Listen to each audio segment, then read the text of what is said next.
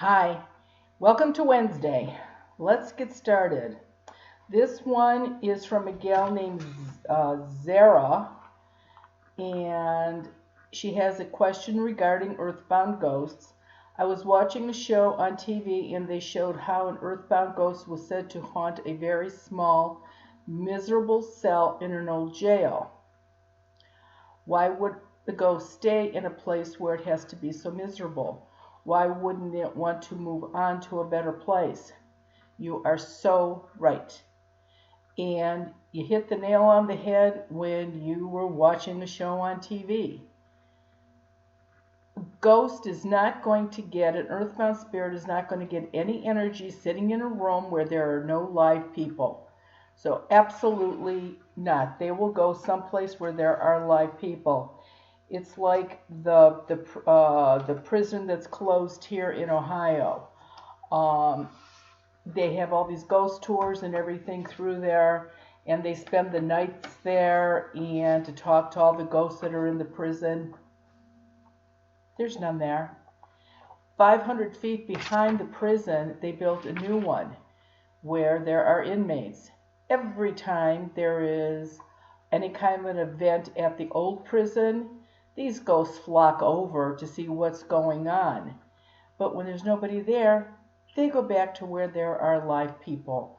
So you are right, Zara. There are no ghosts sitting around in empty cells anywhere. This one is interesting. I don't have a ghost question. I drove a cab in Cleveland in the early 90s. During that time, I became friends with the cab driver who came to Cleveland from Boston. He is now deceased.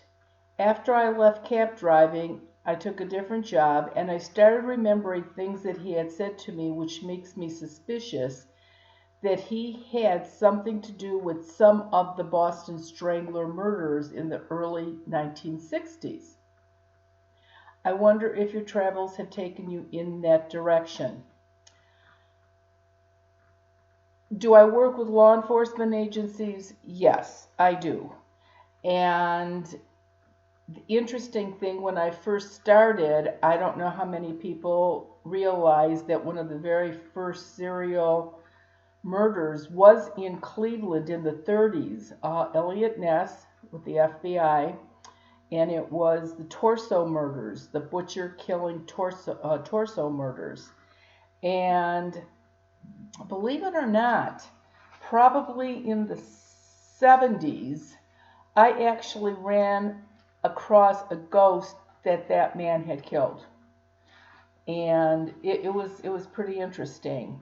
But I would have no way of knowing if your friend that died had anything to do with those murders or not, unless there would still be the spirit of one of the people that was murdered, and I talked to them and they actually know or knew who the person was that killed them, which is the same way it has to work now.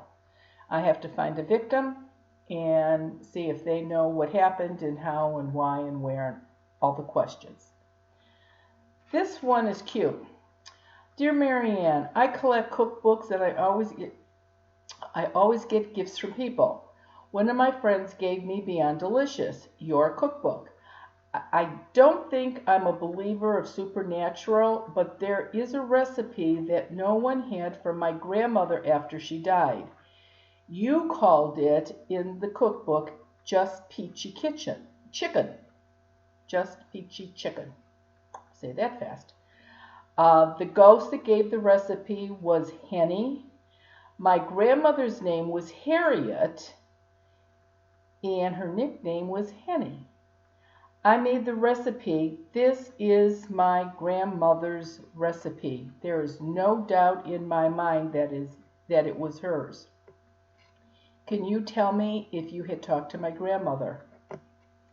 No, I cannot tell you. It was the ghost in the house, and unless the house belonged to your family, because she was a relative of the two ladies that were in that house. So did your grandmother have sisters? You might be able to eliminate it that way. And And I can't believe I just got this letter because peaches are everywhere now. And I was just thinking to myself, I've got to get my cookbook out because there's a really good recipe in there for chicken with peaches.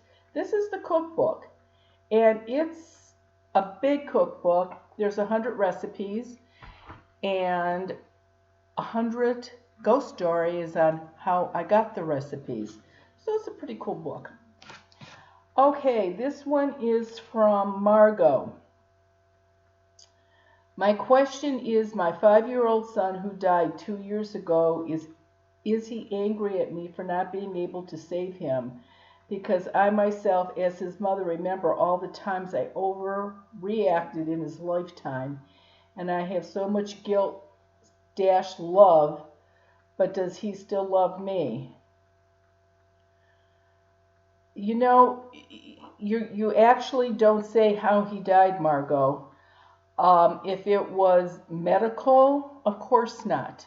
You and doctors and everybody probably did everything that they could do to save him or help him or whatever. If he died violently, I would think that he probably wouldn't be real happy with you if you were the person that did it. But from this letter, there's not enough information for me to give you an answer. It's amazing because children love their parents unconditionally, even when they're abused. And so I seriously doubt if he would be mad at you if it was natural causes that he died from. This one is from, I saw a presentation that you did at the college on one of the past Halloweens. You commented how all spirits attend their own funerals, and the light appears shortly thereafter. No, you didn't hear what I said. The second you die, the white light is there. It's there for everybody. And it lasts for 48 to 72 hours after your final memorial service. So the rest of her question, what about the persons who die and never receive a funeral or ceremony? Victims of murder who were buried but never to be found. Does their spirit just kind of wander? Some people want absolutely nothing. So their 48 to 72 hours would start the very second that they died. People that aren't found, a lot of them with 9/11, which is coming up here, there is a lot of bodies that weren't found. And I was in New York for a talk to, I have no idea how many of those people that I talked to that lost people in the towers. And I have to tell you, they pretty much crossed over. I didn't really find a whole lot that didn't stick around. You know, if their body is never going to be found, it's like people that die on ocean liners if they sink, or people that are burned in house fires. You know, there's really not a body. There's still usually a memorial service, even though there's not a body. So do they just wander around? No, I don't think so. I think that they find a peace some way. Okay, this one is from Sherry. Yes, and she writes, I listen to you when you're on the radio, and here's my story. I bought a new house this past spring. The week before I moved into it, I dreamt of a young girl. I thought this girl was myself at the time. So you must have thought that you saw yourself in a dream when you were a little girl. That's what I'm assuming here. After we moved in, my daughter saw a girl in the house. The description matches the girl in my dream. We also smell smoke or something that smells like smoke. My dogs like to stand on my bed and dance alone in my room. We have never felt anything bad about the house. Can you tell me anything about this little girl? Nope, I sure can't. If I got a phone call from your house, maybe. How often is the little girl there? And seriously, if she's not there all the time, what would be the chances of you calling and she would be there? Earthbound spirits do not get into dreams, so maybe you actually did have a dream about yourself when you were a child. I do not believe it's the same child. You didn't say how old the girl was in your dream, and you didn't say how old your daughter was, and that wouldn't be unusual for a little girl to start hanging out with a live little girl. So you very well could have something there, but I wouldn't be able to tell you just from this letter. So I would definitely call if you want to know. Try to leave a message right after you or your daughter see the child. This one is from, oh, this is interesting. Okay, this person is from Cal, and he lives in Queensland, Australia. He sent in a bunch of questions, so we'll just go through not all of them, some of them. How old is the oldest ghost you've seen? For example, do lost Vikings or Romans still wander the earth? I have no reason for this question except that I'm curious. I have run across really, really old spirits that have been around for a long, long time. Yeah, they do until they can find a way to cross over. And, the earth is, people have lived on earth for a long time, so I've seen some really old ones. The other question I will answer this time is, can you tell from a photograph if a spirit is earthbound? My family and I were searching for the unmarked grave of my great aunt who died of depression soon after returning from World War I. She served as a nurse, sometimes up on the front line at the trenches, and had seen the most horrific things. Anyway, I took a photograph of the fig tree that she was buried under. The photo shows a mist type anomaly with several faces visible.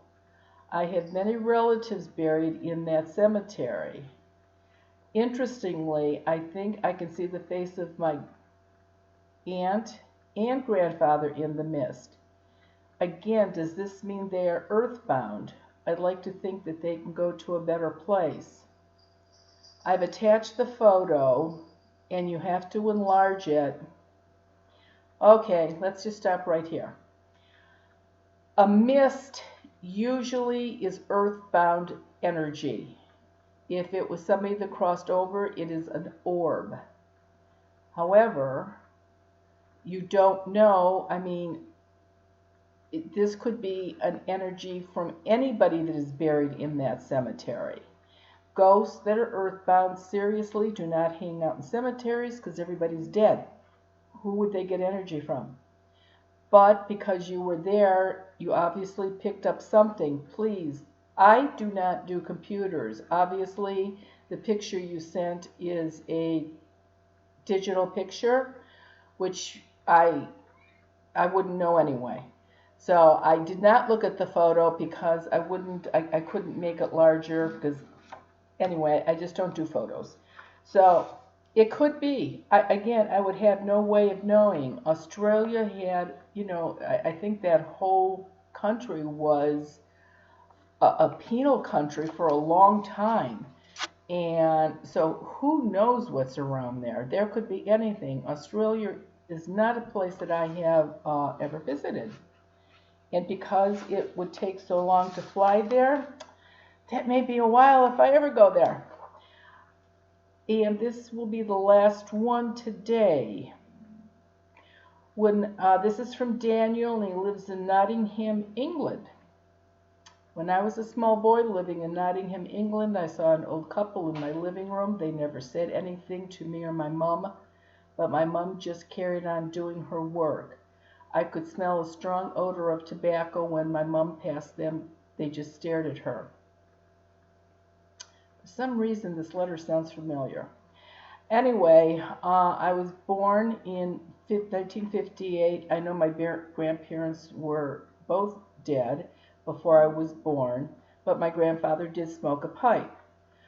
A few years later, when I went on holiday to Marblethorpe, I was walking along the beach and there was a strong smell of tobacco. I found it strange at the time. The strength of the tobacco I could smell. You wouldn't smell in an area full of fresh air. Yet I saw my grandparents as clear as I see people in today's light. Could that have been my grandparents? Absolutely. When you smell a cologne or an aftershave that reminds you of somebody, or a pipe tobacco, or a cigar, those are people that are usually visiting. And I'm sure that's exactly who you saw, which proves that grandparents absolutely, even though they're dead, they still visit, they still go to kids' soccer games and their marriages and their babies. So, yeah, I'm sure that's exactly what it was. Okay, this morning from 10 to 11, I did a live YouTube answering questions, and this was the third one. And you can go to my YouTube site, and they're recorded. You can go look at them. They're every Wednesday morning from 10 to 11 a.m. Eastern Standard Time. You write in questions and I answer them. You can't believe how fast that hour goes, but there's some really, really good questions. And Zoom is this Friday from 7:30 to 9 Eastern Standard Time. This is the only one this month. If you want to know if you have negative energy or an earthbound spirit from where you're at, you need to get on Zoom from that place. And I'll be able to tell you on Zoom if you have something or not. We're down to once a month because they didn't quite fill up the way I was hoping they would. So if this fills up, then we'll open another one up. But the next one, like I said, is this Friday from 9 to 11. Okay, have a great week, and we'll do this again next Wednesday. Thank you.